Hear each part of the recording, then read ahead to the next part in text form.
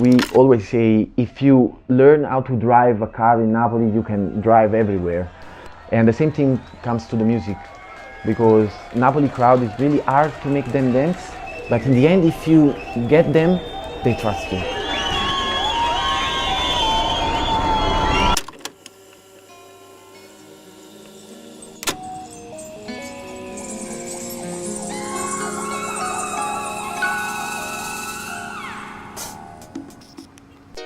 All Napoli listens to Pino Daniele, they just kind of enjoy listening. But then when we actually started to analyzing this music and analyzing all the Neapolitan music, the way these musicians were actually composing it, we realized how much work and melting pot of cultures was expressed into Pino Daniele's music and into other artists' music from back in the 70s.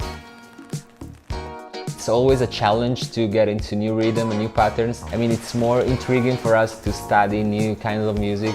And the Neapolitan stuff expressed this experience in the right way. At some point we said, okay, we need to do something in Neapolitan. Parallel to this, we were also going much deeper into digging of Neapolitan music. We discovered also through the guys of Napoli Segreta that there was a whole underworld of music made in Naples which went beyond the most known artists we just mentioned before.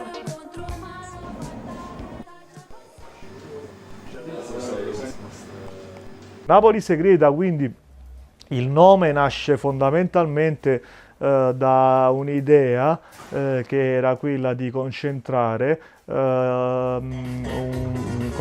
praticamente il nostro DJ set su un sound che fosse praticamente produzioni nate a Napoli, fatte da napoletani, ma che si concentrassero su funk, disco, boogie napoletano. Infatti io la prima volta che abbiamo diciamo, suonato insieme e ci siamo conosciuti, io non ero preparato ancora a questa Napoli disco, perché era impensabile all'epoca suonare questi dischi con questo groove, diciamo, più, come dire, dance. Non veniva, anzi veniva quasi, diciamo, considerato trash questo genere di musica. We always say, ah man, we started really making music when we opened the Futuribile, because Futuribile gave us like the precise panorama of the Italian music made during 80s with those electronic instruments we are attracted by.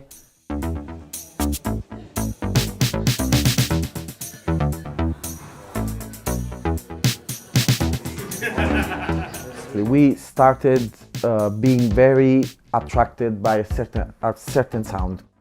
Honestly, I'm not a big fan of the Neapolitan music in the way in which Neapolitan music is very well known in the rest of the world, because our approach in making Neapolitan music is simply doing music in the studio. What they say when you are, of course, surrounded by Napoli music is more mainstream Napoli, but then there's a world, a river, and even a sea about underground Napoli music, and it's really hard to find those records. Thanks to Futuribile, we have the chance to get a few of them and listen to them, so it's really like inspiring for us. So we started researching a lot of records, and I remember that 2-3 years ago there wasn't a lot of radio represses, so it was very, for us, very like a great achievement to find an unknown record. Yeah. If you see it, it's a kind of weird aesthetic, and as a record searcher, I would say it's a good record inside. In fact, in this case it's like that, but all the other Neapolitan records, most of them, have got really crazy aesthetics, but the quality of the record inside is really not what you expect. It's really difficult. With Neapolitan music, Lucia and I have bought like stocks of thousands and thousands of Neapolitan records to find maybe 5, 10, 3 I mean, So- the rule maybe when you go to flea market digging is just to bring over portable turntables. yeah. Otherwise, you just miss the best. Yeah, because you really have to hear everything without closing your eyes, just playing everything with Neapolitan music. You can't rely on the covers. Io diciamo colleziono dischi più o meno dal 95-96, quindi ho comprato comunque, ho avuto la mia fase di musica house, la mia fase di musica rock. Ho iniziato ad acquistare dischi napoletani fondamentalmente perché quando andavo al mercato ci stavano, il 90% erano dischi napoletani. Quindi noi andavamo e io andavo con altri amici e interessato anche dalle copertine che alle volte avevano delle grafiche pazzesche. Ho iniziato a collezionare dei dischi, mi ricordo ad esempio un disco di Mario Merola che aveva una copertina incredibile che si chiamava Chiamate Napoli 081, che era fondamentalmente tratta da un B-side italiano, era una specie di colonna sonora in cui Edoardo Alfieri aveva fatto delle tracce strumentali e quindi forse quelli sono stati i primi dischi napoletani che ho acquistato, tracce strumentali prese in prestito dal cinema. Point with Neapolitan stuff is at one point you kind of tell to yourself, oh, it's ugly, but there's something, you know? Flea markets here are amazing and you can find a lot of stuff. And the thing about Neapolitan music is that nobody really knows about the hidden Neapolitan gems. And most of the stuff is not even on Discogs or listed anywhere. You just have to listen to it.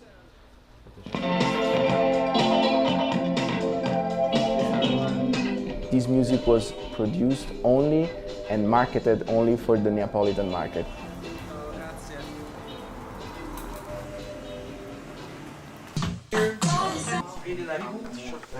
When we finish the music, we work it to the end here. We do the mix and then we go to this place near Salerno. Yeah, in Ponte Cagnano. In Ponte Cagnano, it's one super cool place. They have this old mixing console system and They have pressing an plant. old Neumann cut machine. Super cool. The whole product, except from here, it's 100% from the graphics, from the everything is curated by us here.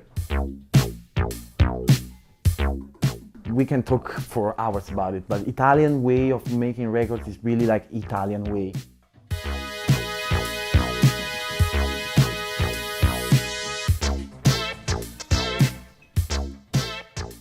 Soul Express give us the possibility to propose a new music for the this crowd. period, new for this crowd, For of this course. crowd, yes. We felt like there was a gap in the scene in Naples. We found like a scene which was very into the house music, the techno music. People started to get bored even to go to clubs. I think one of the most important things of Soul Express was like giving space to those artists that never been in the city and even near the city. Mostly all the artists we did in the first 3 years was for the first time in Like Naples. 90% of It was them. like more than 25 artists. Even you knew.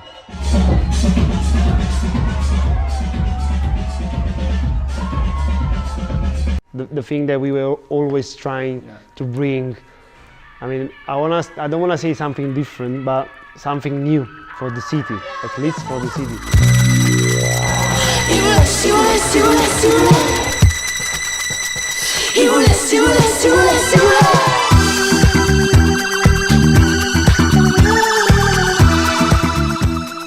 So they are trying to bring artists which are part of our common taste, even if in different anyway genres, but common taste. And they're doing it very good and people are ready to dance to this music. Now like it's always more and more easy to express ourselves and have people reacting in a nice way to all kind of music. They're quite an open crowd actually. The guys are giving a new dress to this sort of sound, you know, they're kind of tailoring something new on that sound.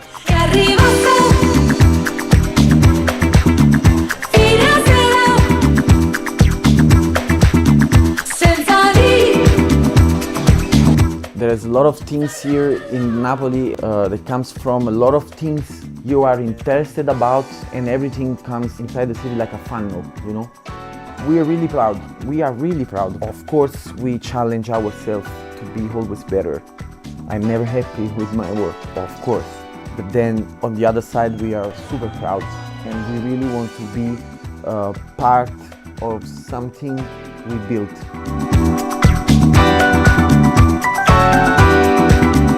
The history of Napoli is based on this melting pot of many different cultures. If you think about it, Napoli is in the center of the Mediterranean, and so it has always been a port of exchanges. We like that we are taking references from certain music, we are expressing it in a certain way, the other guys are doing it in another way. It makes it more interesting to have those different perspectives on Naples.